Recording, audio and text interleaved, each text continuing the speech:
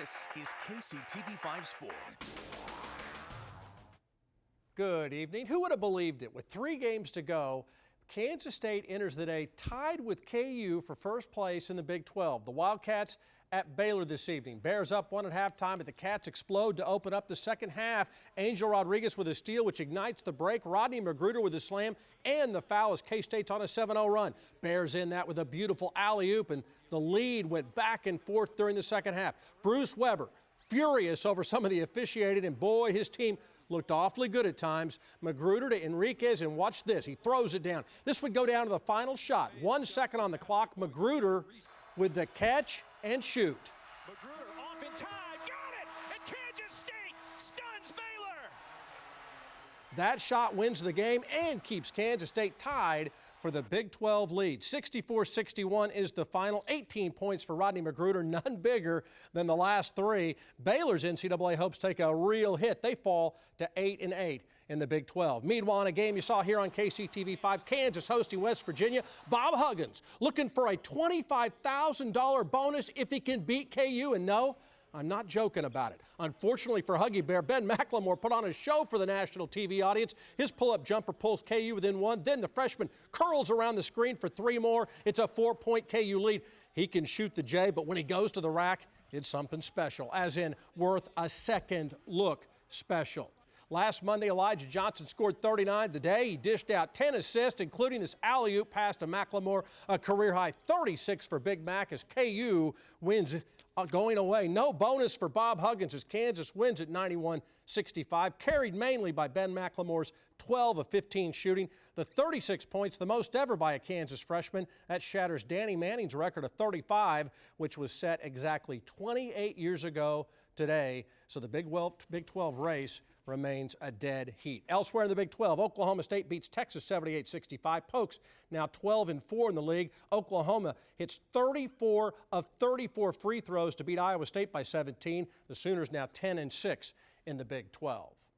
Well, turning to the SEC, where Missouri's hosting LSU. Now, Missouri ought to be burning for revenge, right? After all, they lost at LSU last month. Except, guess what? It's the Bengal Bayou Tigers who come out smoking. Charles Carmouche puts LSU up by 13. He had 21 points. Frank Haith finally gets his guys going. Ernest Ross, look at this. He'll finish strong for 2 in the foul. He had 13. Missouri's up 4 at halftime. Senior Lawrence Bowers was big. He gets the great look from Alex Oriaki for 2 and the foul. 23 on the day for Bowers. Last game, Flip Pressey didn't shoot the basketball today. He scored 15, but he also passed like that. 8 assists for Flip. Oriaki got the basket as Missouri wins easily. There's the final, 89-76. The Tigers shoot 58% from the field. They improved to 10-6 in the SEC. Missouri will host Arkansas on Tuesday night. And speaking of Mike Anderson's Razorbacks, they take care of Kentucky down in Fayetteville today, 73-60. Florida beats Bama by 12. Well, they are one of the sporting world's great success stories of the past 2 years, and today, Sporting KC kicks off their 2013 campaign at Philadelphia. KC unveiling 2 new starters and a new uniform. Phillies up 1-0 until the 41st minute when Graham Zusi hammers home the rebound, completely changing the momentum. In the 66th minute, 20-year-old Yui Roselle makes his Kansas City debut extra special, giving Kansas City a 2-1 lead. 17 minutes later, Claudio Biella settles the pass, then knocks it home as Kansas City makes their 2013 kickoff a big-time success. 3-1 is the final. Now, I'm not that big a fan of the desert, but over the past 3 weeks, has there been any place better for a Royals fan to be than Surprise, Arizona? Lots of sunshine, and the team is ripping up the Cactus League. Today, the boys in blue hosting the world champion Giants. Jeremy Guthrie on the mound. He was one of baseball's best pitchers over the second half of last year, but his opening start of 2013 a bit rocky. He gets touched for 4 hits and 2 earned runs over 2 innings, including this extra base job. But remember, it's just his first appearance. Meanwhile, the Royals hitters in sync. Eric Hosmer goes the opposite way. That gets out of here, and Hoss is not done. He goes to left field again, this time for 2 bases. 1 run comes around to score. Now the second man is out at the plate. Hosmer goes 3 for 3 with 2 RBIs on the day. Mike Moustakas adds his first homer of the spring as Kansas City does it again. They win. There's the final, 9-5. Royals now 8-0-1 in spring play. The day's only hiccup, Guthrie's rocky start, but the veteran says, hey, I'm not worried.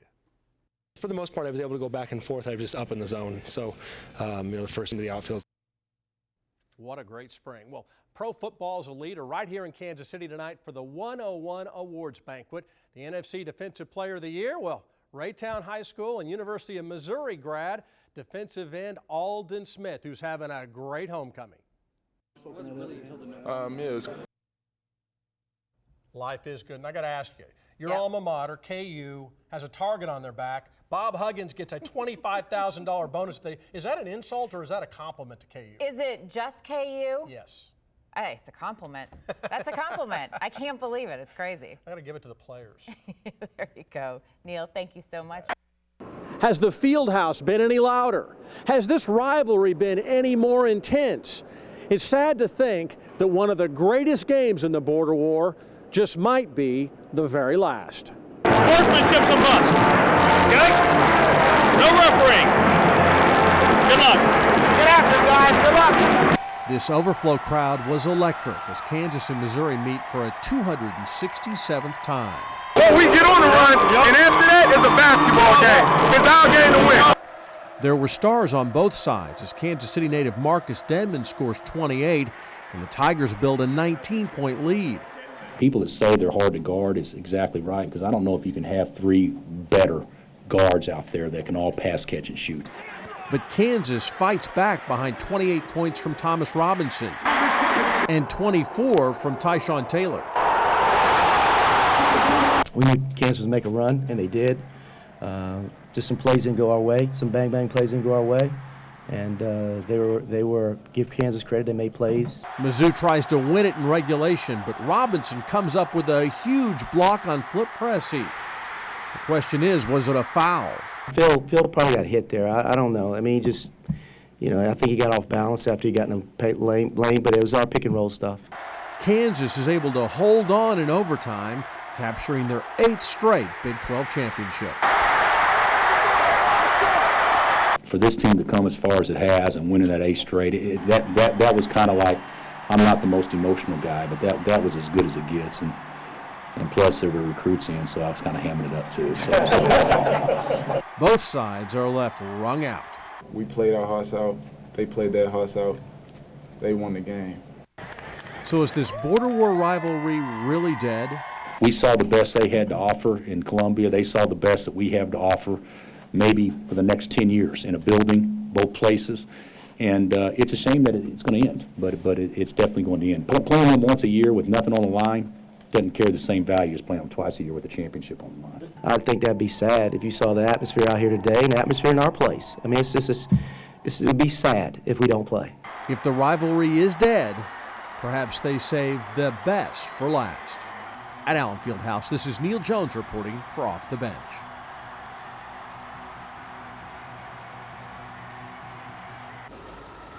The sights and sounds of New York City. From the famous buildings to the gigantic subway system, the Big Apple is truly amazing.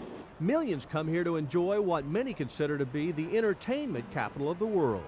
But Dante's experience here in New York City is a little different. While most of us come here to take in a show, Dante came to New York City to star in one. Late Night with David Letterman isn't known for having a lot of sports guests, but Dante's incredible record-breaking season caught Dave's eye. That's how Dante, his mom Carolyn, 2 friends from home, and his 2 agents ended up climbing out of a limousine in Midtown Manhattan on Thursday morning. It's great, man. I'm able to bring my family and friends to enjoy this experience with me. I haven't even got going yet and I'm already excited. Up next, a trip to NFL headquarters where Dante's photographed by Savoy magazine and loaded down with gifts. Brand new camcorder. They gave me all new music from, mixed CDs, the walkie-talkies. In all, Dante will do 4 interviews and a photo session before his late show appearance. And it's not by accident. He's been doing so well on the field, and he's such a good character guy. I mean, this is definitely going to create a lot of opportunities for him off the field. Well, it's finally time for the ride over to the Ed Sullivan Theater, where Dante and his friends pack the small dressing room. This is what got to be right. Yeah, The do gotta be right. Then they called Dante to the stage. Next guest has helped lead his team to a perfect 8-0 record. Please welcome from your undefeated Kansas City Chiefs, Dante Hall, everybody. I just was excited and eager to get out there to finally meet him and get it going. So it was actually fun and just very exciting. Dante holds his own with a man who can be a bit intimidating. Now they don't kick to you at all, do they? No. And that's a little frustrating. I had a coach from the opposing team come up to me one game and ask me, where's your mom sitting? I was like, why do you want to know where my mom is sitting? And he was like, because that's where we're kicking it today. How was Dave? He was very good. He was a very nice guy. Very nice guy. After 2 segments, Dante moves outside where he'll field punch shot off the roof of the theater. It's coming from the roof out of the night sky. I have a suit on, no gloves, it's cold. I haven't warmed up anything, but we was able to get it done. After a couple of misses, Dante avoids the curb, the lights, and the wind to make a nice grab, thrilling this crowd of around 200. How was it? Oh, man, that was awesome, man. It was the greatest, probably my second greatest experience thus far. Great, man. So last night, millions of Americans learned something we've known all along in Kansas City, that Dante Hall is something special. In New York City, Neal Jones, KCTV 5 News. Well, you know Marcus Denman as a standout basketball player for the Missouri Tigers. But what you might not know about him is the personal grief he's struggling with off the court. And now he's talking about it for the first time with KCTV5's Neal Jones. Marcus Denman's had an excellent season for Missouri. He's the leading scorer for a Tiger team that reached number 10 in the country. And the fact is, Marcus has played his best basketball while dealing with intense grief. It was 2:19 a.m. on December 3rd here at Elmwood in Cleaver. Multiple gunshots rang out, leaving 20-year-old Marion Denman wounded. 4 days later, he would die from those wounds. He was just one of those guys that every time you're around him, he gonna make you laugh. He's gonna always be doing something. Marion was Marcus Denman's cousin, but Marion's mom says that they were raised as brothers. Brothers wore each other's clothes, wrestled, played, jumped, went everywhere to gather. You wouldn't see one without the other. Marvine Gann is Marion's mother and Marcus's aunt. She asked us not to show her face, but she wants Kansas City to know her son. He was a good kid. He just made bad choices. And in fact, the worst choice in the world, you know. And in my wildest of dreams, I knew that sooner or later, my son was gonna be, I would be proud of my son. You could be having a bad day, but as long as you're around him, all that stuff kind of go away, and I look at him like a brother. The Denman family is huge here in Kansas City, and that family support has been huge both for Marvine and for Marcus. His family loves him. His grandmother, Miss Bertha's been awesome to him, and she really stays on him, and he's grown from his family. Mike Anderson brought the entire MU basketball team to Marion's funeral when gunfire broke out. Through it all, Marcus has had the support of his Missouri basketball family. I mean, it's pretty tough, you know, because I live with Marcus, and, you know, he's a pretty lively guy, you know, and it's like he kind of disappeared for a little while. He's a strong kid. He's a phenomenal basketball player, and, you know, we were in his corner 100%. Obviously, there's a lot of things going on inside of him, but I think basketball is probably his outlet.